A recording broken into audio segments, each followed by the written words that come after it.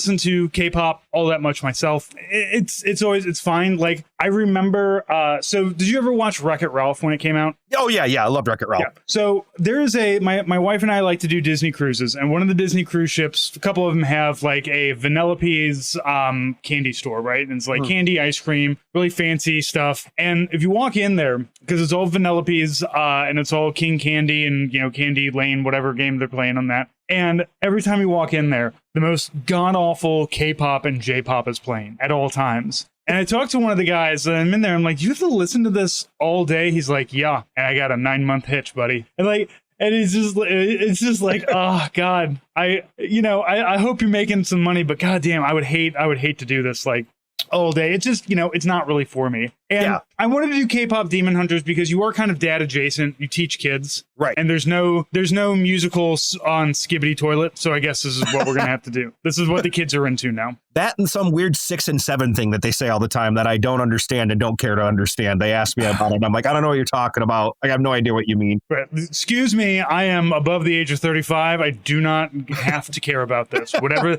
Did you do your homework? Did you turn your assignments in? That's all I want to know. Do you understand To Kill a Mockingbird? Don't tell me about a Skibbity Toilet. Yeah, kid entertainment now is so weird. I don't know.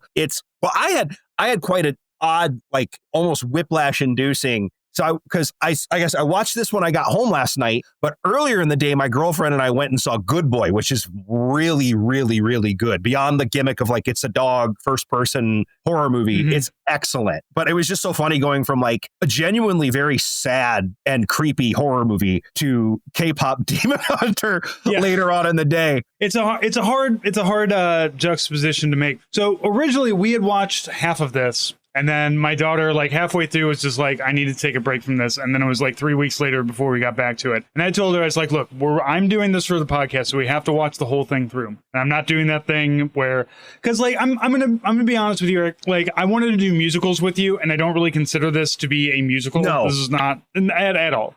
None of the story is like told in music. Yeah. It's not, something like Encanto is closer to a musical because we're getting exposition, we're getting information, story is being driven in the music, and which is, an integral part. But like, you could have swapped out any of this music with anything else. Like, it's not like we have this airplane fight song. It's just, we have this song that's going to hit these beats. We just need anybody who can write it and give us something poppy and give us the voices behind it. So it doesn't really fall into that musical kind of category, but I wanted to do it because it's new. The kids are really into it. My daughter is constantly singing Golden around the house. And it's one of those movies that, it is surprisingly a lot of fun. Like, especially if you have like the kind of whimsy that you and I would have of being around kids, right? Yeah. Like you have to have a certain amount of whimsy to be able to deal with a child. Like a child cannot, a kid's going to like talk to you about Pokemon for 20 minutes. You got to be able to like lean into that, right? Right. And so I feel like,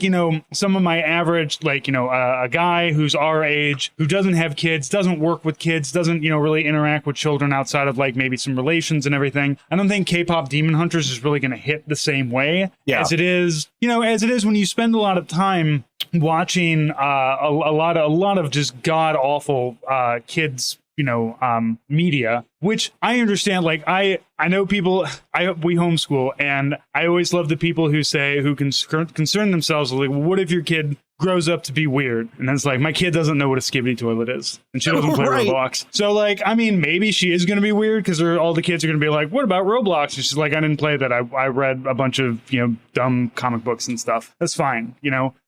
That's kind of what I'm going for there anyway. And so, but K-pop Demon Hunters is really kind of it's great because it's a uniting movie. It's going to be huge for like 2 more months, and then we'll never hear about it. Yeah. Yep. 100%. There is nothing there's nothing of substance here. There's not a deep story here. This is a very basic story. The songs are, sure deepish, but like still not really. Like I said, they can be kind of interchanged with anything that's saying the exact same thing. I was going to say, I do believe, and I said this last night afterwards, it's even in my notes, that like there will absolutely be a sequel to this though. So I think this will fade, but there will be a sequel at some point. I mean, especially with Netflix content machine, and it probably won't be as good, but I think this will have a little more life in it because there's going to be a sequel within the next 2 years. There absolutely